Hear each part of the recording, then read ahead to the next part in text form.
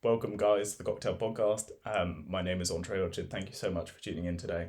Today, I just wanted to discuss the topic of drinking and driving, as I feel that there's a lot of misinformation out there, and hopefully, I can share some of the knowledge that I have on the topic to help some people out on it.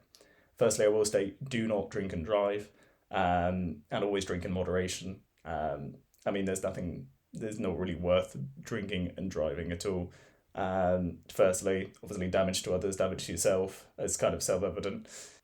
So I get some customers sometime who come up to me and they go, "Oh yeah, so can I have this beer and drive?" Expecting me to know how much they've had, and whether they're okay to drive, but they always think that the bartender kind of knows more information about it, and it's not such like a cut and dry calculation as such.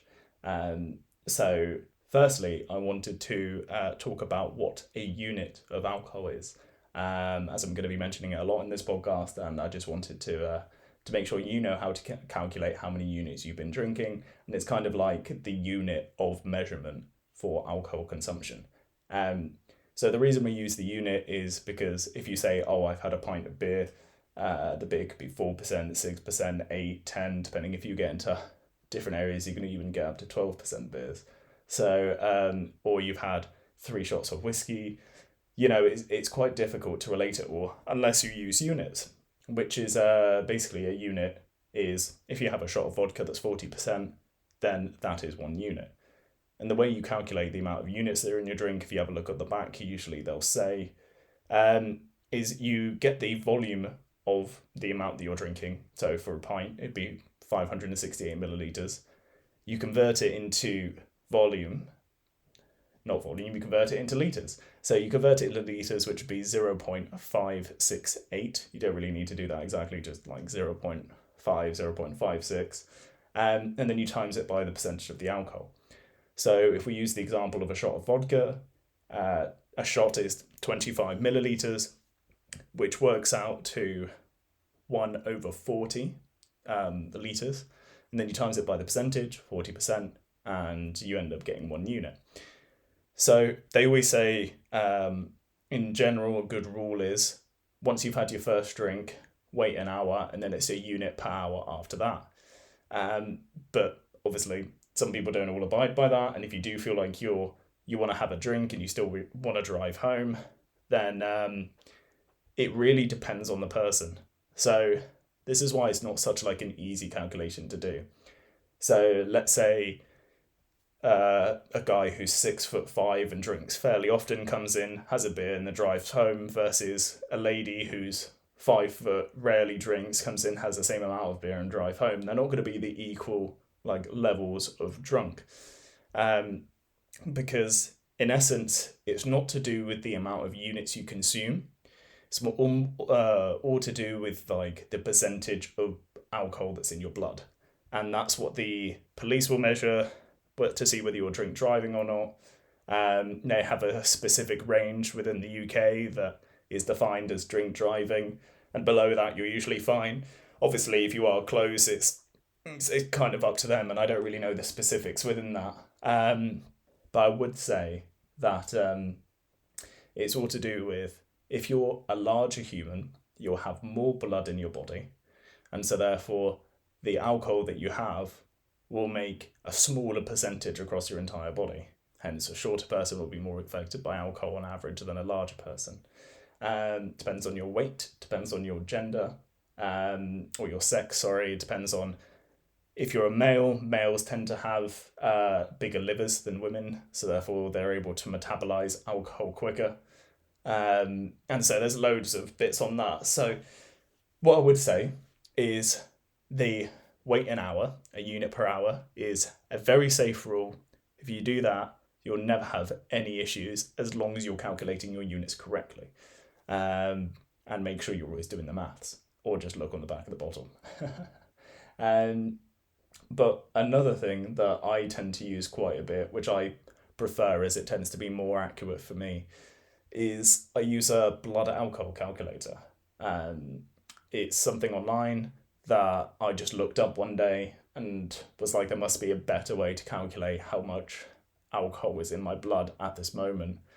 Um, and you can enter your height, your weight, your sex, and how many drinks you've had. Usually they'll do it in terms of, oh, how many doubles have you had, or um, how many beers have you had, or what percentage, and that becomes quite difficult to track. So I wish there was one out there that just did how many units have you drank, at what time did you drink those, and then it would give you out the blood alcohol content of that, which is something I'm gonna have to look into. There's probably one out there that I haven't found yet, um, because I was looking with my girlfriend, and we found out if she drank the same beer as I did, I would have to drink three of the same beer to have the same blood alcohol concentration level as she had after one. I don't know what that says about me and my girlfriend, but I just thought it was something that was really interesting and a thing that a lot of people don't seem to know much. So whenever someone comes up to the bar and says, "Oh, am I okay to have this and drive?" I always go into a long conversation. They end up looking very bored by the end of it, but it's essential information that you need to know. I think within the UK, as long as you're below a 0.08% blood alcohol content level, it is safe to drive. Now, there's different concentrations per breath or per urine, so do be aware of that. But I would always err on the side of caution with these blood alcohol calculators, as they're never going to be fully accurate. They're never going to tell you exactly what your blood alcohol content is at that time. And if you're at 0.07, personally, really wouldn't at all risk that. It's only if I'm, you know, very low on the scale. Say, for example, I've gone out for a night drinking on the Saturday night, wake up on the Sunday, I think through all my drinks, I calculate the number of units I've got to do the rule. Oh yeah, wait an hour, and then calculate how many hours that is. I usually find that if I've drank 20 units in an evening, which is under that's 8 pints, then I probably won't be sober until 3, 4 p.m. And it really puts that into perspective, and there's something to watch out for if you're going out drinking, not to drive the next morning. There's a friend of mine that I know, and he was in his student accommodation. They went out for a night drinking, and he realised in the morning that he parked in a spot that could get him a ticket. So he hopped out at 10, 11 in the morning, went to go move his car just down the road, literally 20, 25 metres. Police car pulled him over, and he got arrested for drink driving, even though he's only moving his car. It can really be that bad. So always make sure that the night after drinking, you are safe to operate the vehicle, even though you might have had sleep, you might have had a coffee, you might feel better, you don't feel drunk at all, just a little bit hungover. Do be safe for your own safety and for others. And it comes into something as well that I see a lot in the news, which is quite scary to deter you from drink driving. I'm sure you never would anyway.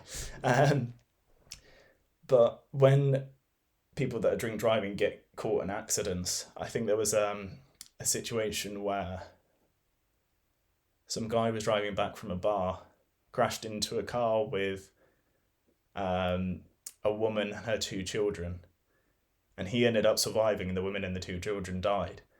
And he obviously got arrested for drink driving and some type of vehicular manslaughter or whatever it was at the time. And he had to live with that, knowing that his actions had killed that wife and 2 children while the husband was still alive. And it's all to do with when you're drunk, your body's a lot more relaxed physically.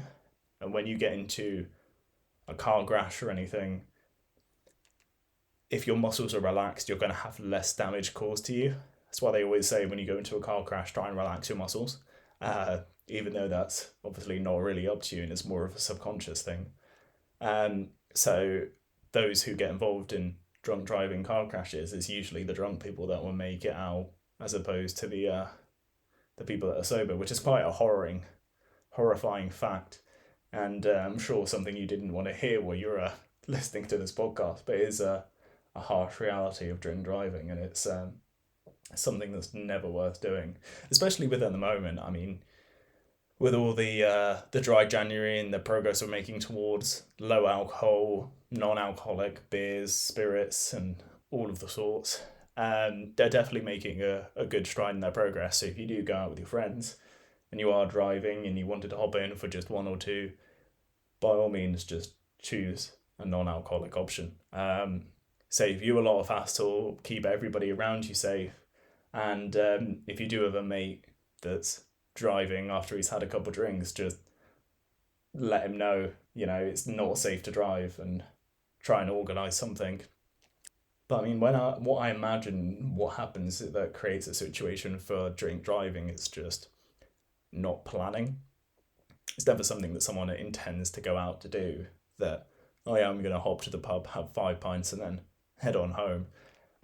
It's always something they'll head in for one, and then after they've had one, oh, it makes it easier to get a second, and then they're fourth.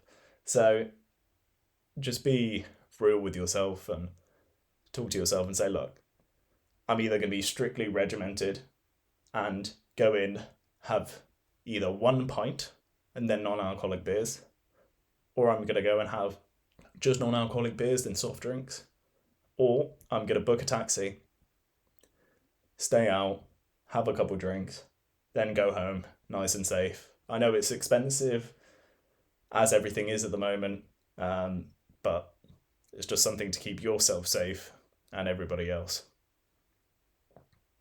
So just to finish up with, I wanted to go over some standard drinks that you might have that you're out, and calculate for you the amount of units that would be in them, so that you're aware and you know what you're kind of drinking and how long it would take you to kind of be sober after having that. So if we start with like a medium glass of about 12% wine, it's about 2.1 units. So from the second you start drinking the wine, it's gonna be approximately 3 hours until you're sober. A pint of about 4% turns out to be about 2.4 units.